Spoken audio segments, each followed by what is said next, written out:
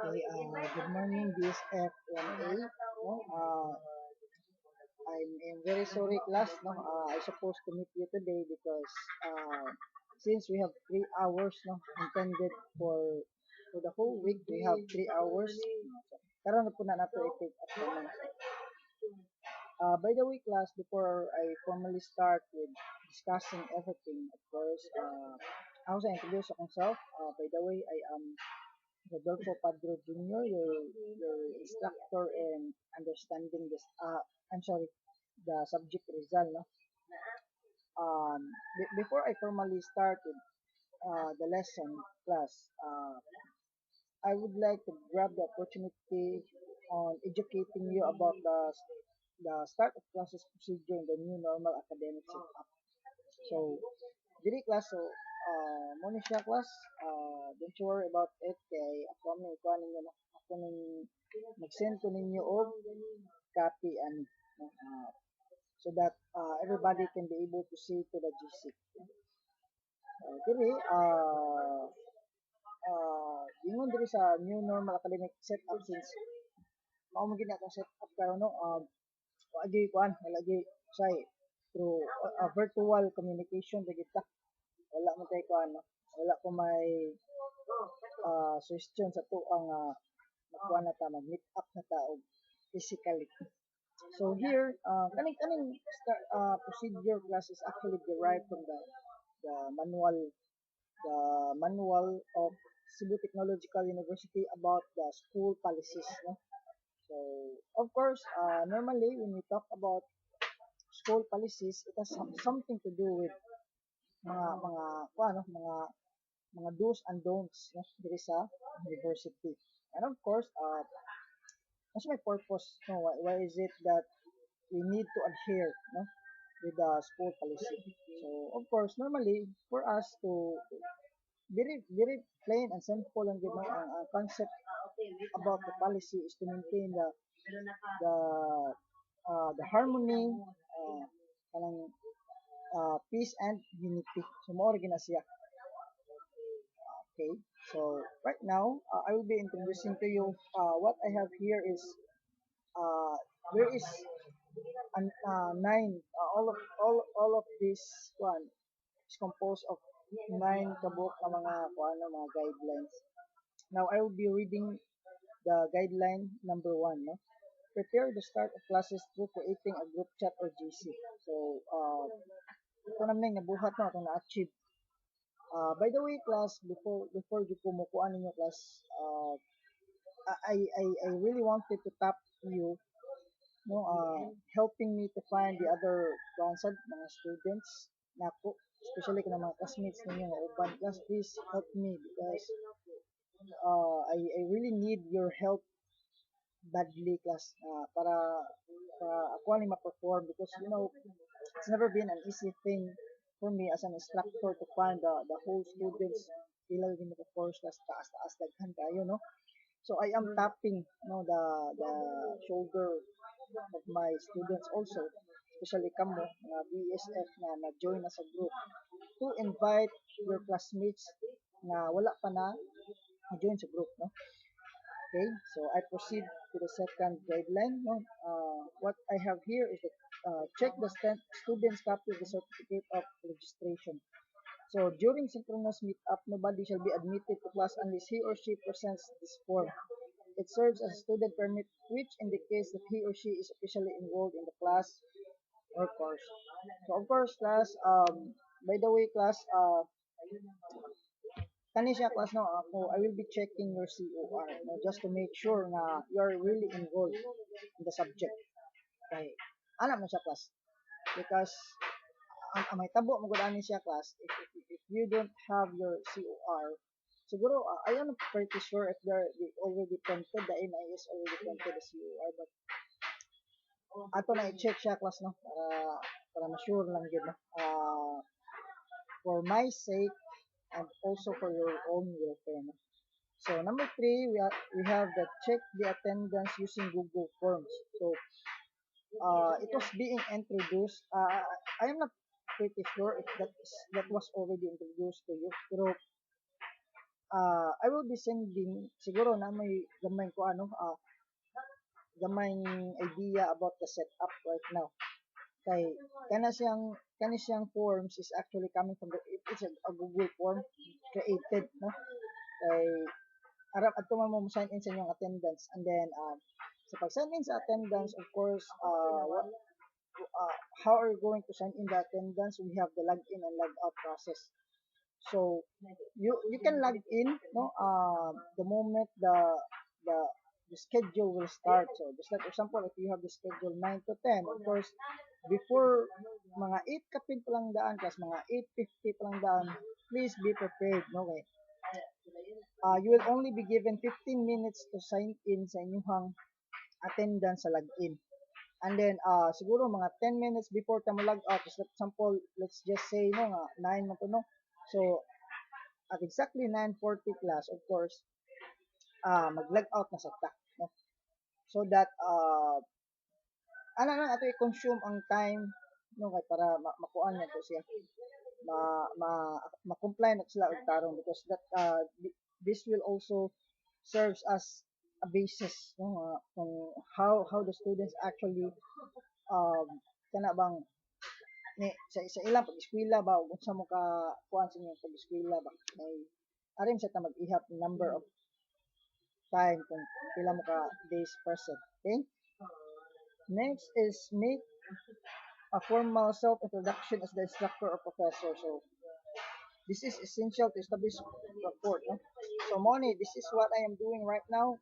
I am introducing myself to you so that para mailahan sa ninyo, no?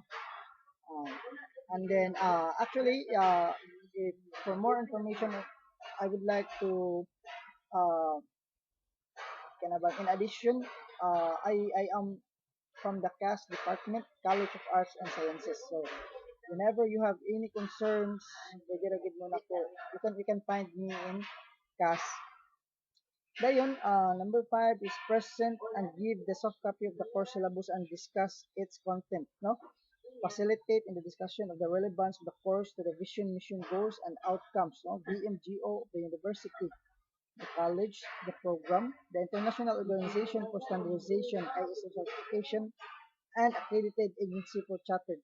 So to make the long story short, of course, just like what I told you a while ago, actually the this class procedure is actually vested, no, from the manual. So it is actually vested and as well as being derived coming from the manual. Murag ilan lang shortened, no, to make the one. And then aside from that, of course, we have the vision, mission, goals, VMGO. So don't you worry about it, class, because I will be introducing that one to you also, so that you will be able to know what are the mission, vision, goals, and the core values of the university. Okay. Um, number 6 is organize the class by electing class officers. This is only applicable for kanang mga super mga advisory class. Now anyway, I don't have any advisory class, but what is my instruction about it is whenever there are appointed officers to their advisory class, automatically they will be assumed the position to my subject. Ana na lang ha, para kita malibog, no? Whoever will be, no, the officers being elected by their advisory class will automatically assume, no? Para di na lang, no, na. And then I hope class mayor and so on, so the other officers, please let us help each other, because I don't think I can be able to do all of this on my own. Mag-isip ko. I really need your help, no, to actually communicate with your classmates. Kinabangay lang kita class, no? I don't think there seems to be a problem that may arise kung magkinabangay lang kita.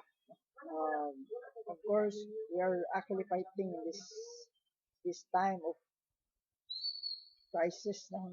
Pero sige lang, ato lang yung panunuhaan. Okay.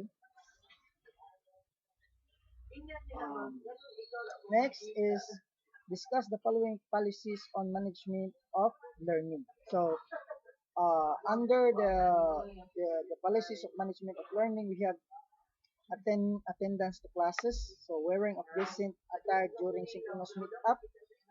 And C is courtesy and decency must be observed during online class. D, schedule of classes, no? Observance of time allotment per period, no?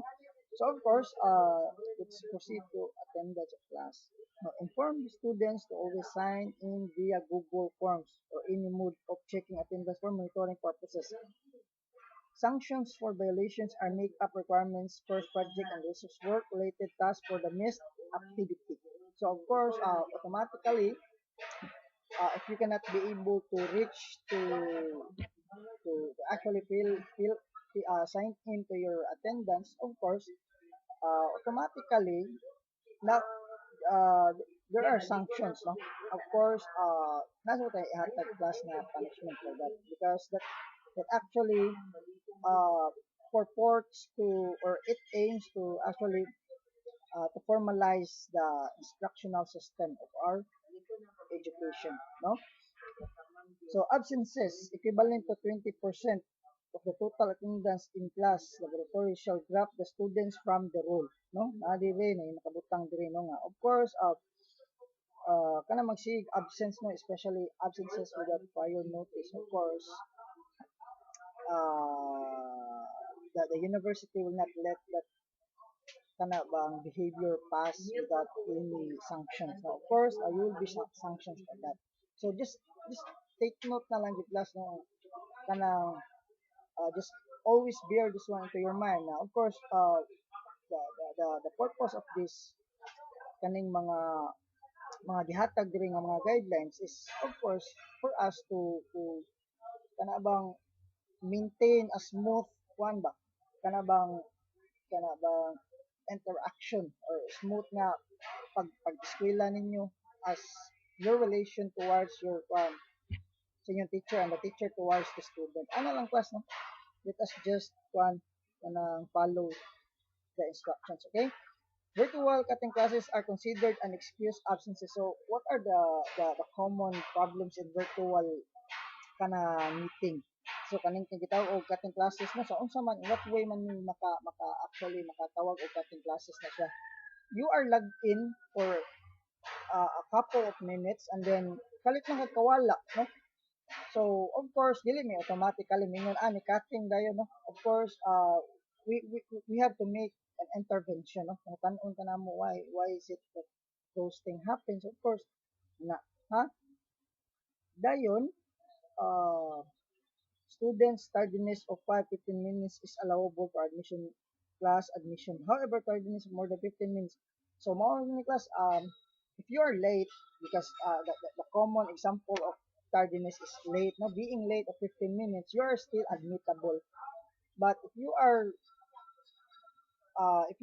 arrive more than 15 siguro pero para na ako siguro class I will just give consideration about that one kaya man kapareha ang signal basta lang good class please uh, be assured na whatever will be the instructions that I had given to you, of course, sit to it na kung ka na sa inyong mga classmates, sa inyong klase, na kaya nga instructions, sit to it lang good class na you're going to catch it up para dili ka biyaan ba. Nako nagbutang rin habitual absences and excuse, so mana no, redundant ani. So of course, you will be referred to the chairman for possible intervention or remediation. So, pangutan-on ka.